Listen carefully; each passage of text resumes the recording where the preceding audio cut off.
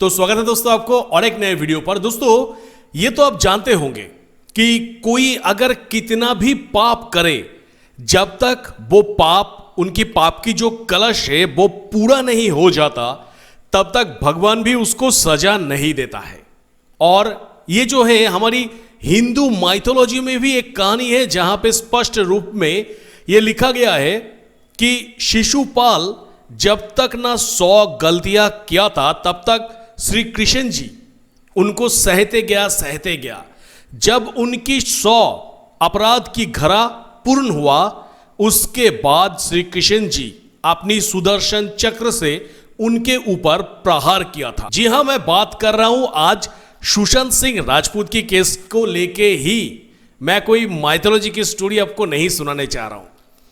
दोस्तों यही पाप की घड़ा जो सुशांत सिंह राजपूत की केस में थोड़ा थोड़ा करके भरते भरते आज जाके वो भर गया है, वो है रिया चक्रवर्ती की पाप की घड़ा। यानी इतने दिनों से वो एक के बाद एक पाप करते ही जा रहा था और उनको लग रहा था कि कोई मुझे सजा देने वाला नहीं है, कोई मुझे टच तक नहीं कर सकता, मैं तो इस दुनिया की बेताज महारानी हूं, मुझे कौन छुएगा। ऐसी कौन सी कानून है जो मुझे सजा दे सकते हैं। पर सब कुछ को गलत साबित करके आप रिया चक्रवर्ती की हाथों में हथकड़ी और उसी के साथ साथ सामने रहेगा सेल की दरवाजा। यानी सीधी भाषा में अब रिया चक्रवर्ती को जेल के पीछे जाना कंफर्म हो गया है। कैसे हुआ है मैं आपके सामने रख रहा हूं। दोस्तों ऑलरेडी बहुत सारे वीडियो में हम लोग ये बातचीत किए थे कि 9 सितंबर यानी आज की दिन, ये आज की दिन सबसे ज्यादा इंपॉर्टेंट है सुशांत सिंह राजपूत की केस में। पता है क्यों?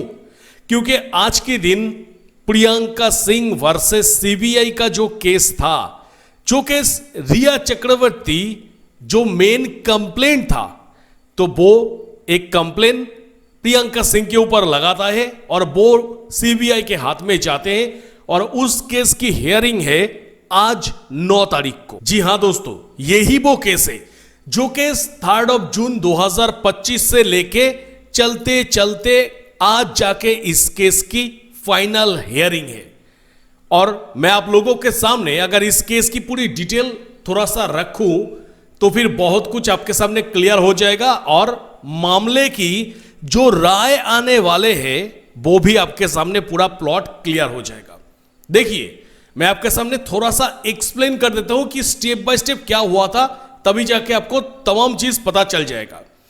तो 3 जून 2025 को यह केस जो है chief metropolitan magistrate Esplanade court Mumbai में उठा, जिस केस की CRN नंबर है MHMM 110057742025।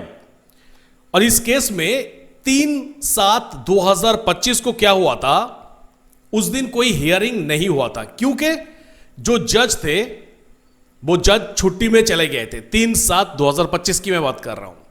तो जज छुट्टी में गए थे और जज ने क्या किया, इस केस को 47 नंबर बेंच को दे दिया और 47 नंबर बेंच ने देखा कि अरे उस जज की हियरिंग क्या ही करवाना है, तो उन्होंने उस केस को उस दिन जो हियरिंग की लिस्ट होते हैं उस लिस्ट से ही हटा दिया। यानी सीधी बात कि 3/7/2025 को इस वजह से इस केस की उस दिन हियरिंग नहीं हुआ था। उसके बाद नेक्स्ट डेट दे दिया गया। वो नेक्स्ट डेट दिया गया था 21/7/2025। तो 21/7 को इस केस के साथ क्या हुआ, 21/7 को जाके इस केस में सीबीआई के जो लॉयर है वो प्रेजेंट हुआ, आईओ जो है यानी इन्वेस्टिगेशन ऑफिसर वो प्रेजेंट नहीं हुआ था। उसके बाद जो ओरिजिनल विक्टिम है और ओरिजिनल जो कंप्लेनेंट है उन दोनों को नोटिस भेजा गया और कह दिया गया कोर्ट के तरफ से कि अगला जो सुनवाई है वो है 12 अगस्त 2025 को, तो आप लोग उस दिन कोर्ट में रहिएगा। ठीक है, कोई बात नहीं। आ जाते हैं 12 अगस्त। 12 अगस्त इस केस को लेके क्या हुआ, तो 12 अगस्त में सीबीआई के तरफ से जो लॉयर है वो प्रेजेंट नहीं हुआ, जो आईओ है वो प्रेजेंट था और उसी के साथ साथ रिया चक्रवर्ती के तरफ से जो वकील है वो प्रेजेंट था, पर सीबीआई के तरफ से कोई प्रेजेंस नहीं देखा गया। उस दिन कहा गया कि ठीक है चलो कोई बात नहीं, जो डेट है वो डेट अगला डेट में ट्रांसफर करते हैं, और जो नेक्स्ट हियरिंग की डेट दिया गया वो है 22/8/2025 को। उसके बाद आ गया 22/8/2025 की डेट, यानी अगस्त महीने की डेट। अगस्त महीने में क्या हुआ? अगस्त महीने में सीबीआई के तरफ से कोई भी लॉयर प्रेजेंट नहीं हुआ, आईओ भी प्रेजेंट नहीं हुआ। रिया चक्रवर्ती के तरफ से एक एडवोकेट आया और उन्होंने कहा कि सर टाइम को थोड़ा सा बढ़ा दीजिए, और ये कहते हुए उस दिन उन्होंने टाइम को बढ़ा लिया, और नेक्स्ट और फाइनल जो हियरिंग है वो है आज के दिन, यानी 9 सितंबर 2025 को। तो आज जो हियरिंग है इसका जो रिजल्ट है वो तो 21/7/2025 को ही कोर्ट ने सुना दिया था। जी हां, कोर्ट ने क्या कहा था सुनिए। 21/7/2025 को कोर्ट ने बहुत साफ तरीके से यहां पे कह रहा है कि अगर नेक्स्ट जो डेट दिया गया है, यानी 21/7/2025 को जो नेक्स्ट डेट दिया गया था वो था 12/8/2025। कोर्ट कह रहा है इस जगह पे कि अगर 12/8/2025 को रिया चक्रवर्ती या फिर सीबीआई की तरफ से कोई भी कोर्ट में प्रेजेंट नहीं रहता है तो फिर ये जो केस है ये केस परमानेंटली क्लोज हो जाएगा। ये चीज मैंने आप लोगों के सामने रखा था। तो 12 तारीख को क्या आईओ जो है, सॉरी सीबीआई की जो लॉयर है वो प्रेजेंट था? चलिए वो एक बार देख लेते हैं। देखिए यहां पे बहुत स्पष्ट रूप में लिखा गया है दोस्तों कि 12 तारीख को 12 अगस्त 2025 को सीबीआई के तरफ से कोई भी लॉयर प्रेजेंट नहीं थे, बस आईओ प्रेजेंट था। यानी कोर्ट ने जो कहा कि 12 तारीख अगर रिया या फिर सीबीआई के तरफ से कोई लॉयर प्रेजेंट नहीं होता है तो केस परमानेंटली क्लोज।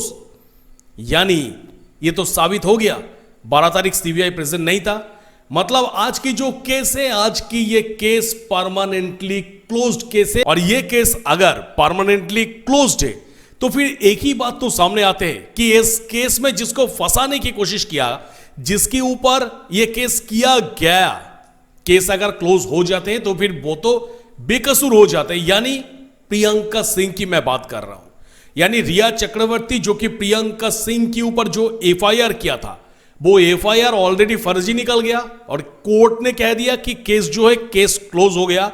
मतलब प्रियंका सिंह को मिलने जा रहा है राहत। पर इतना दूर क्या है कि अगर वीडियो को मैं यही खत्म कर दूं तो कहानी आधा अधूरा हो जाएगा, क्योंकि पहले ही वीडियो की स्टार्टिंग में मैंने श्री कृष्ण और शिशुपाल की एक एग्जाम्पल आपके सामने रखा दोस्तों, कि किस तरीके से पाप की घड़ा पूर्ण होने के बाद ही लोगों को सजा दिया जाता है। यहां पे देखिए मैं आपके सामने एक चीज रखता हूं, ये चीज को बहुत अच्छी तरीके से देखिए। ये है भास्कर यानी दैनिक भास्कर की जो इंग्लिश वर्जन है, इंग्लिश ई पेपर है, इसमें ये न्यूज को कवर अप किया गया था, जहां पे कहा जा रहा है कि सीबीआई जो सुशांत सिंह राजपूत की सिस्टर के ऊपर रिया चक्रवर्ती ने जो एफआईआर किया था, सीबीआई उस एफआईआर को फॉल्स और मैलिशियस बताया था। और उसी के साथ साथ यह भी कहा जा रहा है कि ये जो रिपोर्ट है, इस रिपोर्ट में रिया चक्रवर्ती के तरफ से जो एफआईआर फाइल किया गया था सुशांत सिंह राजपूत की सिस्टर्स प्रियंका सिंह, मीतू सिंह और डॉक्टर तरुण कुमार के अगेंस्ट पे ये फॉल्स है, फैब्रिकेटेड है और विदाउट एनी कंक्रीट एविडेंस, यानी कोई एविडेंस ही नहीं है। साथ ही साथ लास्ट में एक बात ऐड किया हुआ है कि द एफआईआर फाइल्ड बाय रिया चक्रवर्ती, यानी रिया के द्वारा जो एफआईआर फाइल किया गया था वो completely false, malicious and motivated under political pressure है। यानी रिया चक्रवर्ती को ये एफआईआर करने के लिए क्या कोई पॉलिटिकल पार्टी उस टाइम पे मोटिवेट किया था कि तुम सुशांत सिंह राजपूत की सिस्टर के अगेंस्ट पे एक एफआईआर करो, हम तुम्हारे पीछे हैं, हम तुम्हें बैकअप देंगे। यानी रिया चक्रवर्ती इतना उछल कूद कर रही थी, किसके भरोसे पर? कौन सी पॉलिटिकल पार्टी की भरोसे पर? वो कौन सी पॉलिटिकल पार्टी है जो कह रहा था उस टाइम पे रिया चक्रवर्ती को आश्वस्त कर रहा था कि तुम रिलैक्स रहो, हमारा हाथ तुम्हारे सर के ऊपर है, तुम बस वो ही करते जाओ जो हम तुमको करने के लिए कह रहे हैं, और वो ही चीज रिया चक्रवर्ती ने की। यानी ये बात तो अब स्पष्ट हो चुका है सीबीआई की रिपोर्ट के माध्यम से कि रिया चक्रवर्ती हमारे देश की कानून को लेके भी खिलवाड़ किया था, वो भी बहुत गंदी तरीके से। वो हमारी देश की कानून को एक मजाक बना के रखने की कोशिश किया था उस टाइम पे, और जिस वजह से अभी इसी रिया चक्रवर्ती को कोर्ट को आंसर देना होगा कि कौन सी बेसिस पर आपने ये फेक और फर्जी एफआईआर डाली थी, क्यों आपने कोर्ट के साथ ये गंदा मजाक किया, क्यों आपने हमारी देश की कानून को लेके छेड़खानी करने की कोशिश की, और जिस वजह से तमाम जो आईपीसी की धारा होते हैं इसके ऊपर मिला के सब कुछ मिलाते हुए, यानी फेक ये एफआईआर डालने के लिए ही बस रिया चक्रवर्ती को 10 साल की सजा है। ये आपको भी पता है कि वो कौन सी पॉलिटिकल लीडर है जो रिया चक्रवर्ती के सर के ऊपर हाथ दे के कहा था कि तुम आगे चलो, जो मैं कह रहा हूं वो करते जाओ, मैं हूं। आज उनकी और उनके पिता की सत्ता नहीं है, आज वो लोग सत्ते में नहीं है, और जिस वजह से वो लोग आज रिया चक्रवर्ती को सपोर्ट भी नहीं कर पा रहे, हालांकि उनको खुद को सपोर्ट लगेगा, और जिस वजह से वो आप कभी दिल्ली या तो फिर कभी वो देवेंद्र फडणवीस के घर दौड़ रहे हैं कि मुझे बचा लीजिए। जी हां, आदित्य ठाकरे की ही मैं बात कर रहा हूं। तो एक टाइम पे जो आदित्य ठाकरे शायद रिया चक्रवर्ती को मोटिवेट किया था, क्योंकि पॉलिटिकल मोटिवेट जो है, और केस जब 2020 का है, तो फिर यह समझने में असुविधा नहीं है कि उस टाइम की जो सरकार थे वो ही रिया चक्रवर्ती को मोटिवेट किया था सुशांत की परिवार को गलत एफआईआर डाल के फंसाने के लिए। बस हम और आप अपेक्षा यही कर रहे हैं कि कोर्ट के तरफ से फाइनल मंजूरी कब दिया जाएगा और कब ये दोनों सलाखे के पीछे होंगे हमारी देश की कानून को लेकर खिलवाड़ करने के लिए, और सुशांत सिंह राजपूत के केस में कुछ बेगुनाह लोगों को फॉल्स केस में फंसाने के लिए। तो बस दोस्तों, इस विषय में आप लोगों का जो भी ओपिनियन है आप लोग कमेंट सेक्शन पे कमेंट जरूर करिएगा। तो बस दोस्तों, इस वीडियो में इतना ही, मिलेंगे मेरा नेक्स्ट किसी वीडियो पे। टिल देन सब कोई खुश रहिएगा, बढ़िया रहिएगा, टाटा।